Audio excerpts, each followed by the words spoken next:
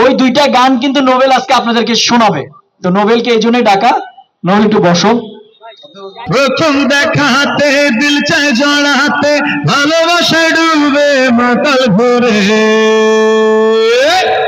লুট করেছে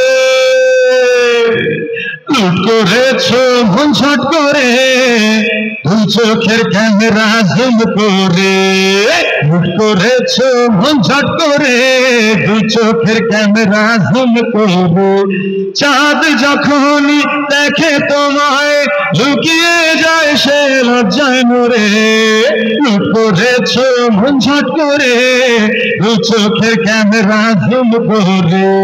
আমার থেকে প্রত্যাশা করতে পারে যে সামনে আরো এরকম মামুন ভাই আরো ভালো ভালো সিনেমা বানাবেন এবং সেসব সিনেমায় আমি আরো ভালো ভালো গান করতে পারবো। দর্শক এটাই আমার কাছ থেকে এক্সপেক্ট করতে পারে। সাথে মামুন ভাইকেও জড়াই নিলাম। প্রথমত তো শাকিব খান ভাইয়ের সিনেমায় গান করতে পারা মানে হচ্ছে যে মানে বলতে গেলে বাংলাদেশে মানে সর্বোচ্চ একটা প্ল্যাটফর্মে গান করতে পারা আর কি।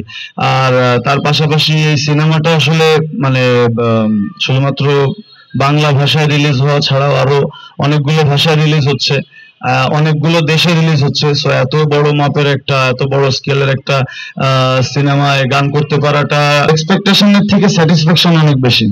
Thank you. অলরেডি গানটা গাইতে পেরে আমি অনেক স্যাটিসফাইড। বাকিটা আপনারা বুঝাই দেন আপনাদের রেসপন্সে।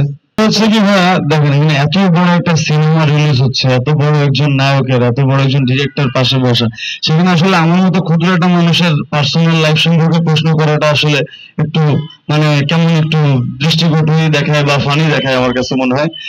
সরি যদি আমি আপনাকে অফেন্ড করে থাকি, বাট আমার কাছে এটাই মনে হয়। কারণ এখানে দবল এখানে শাকিব খান অনন্য মামুন কোথাকার কোন নোবেল, তো তার পার্সোনাল লাইফ নিয়ে কে জানতে চায়?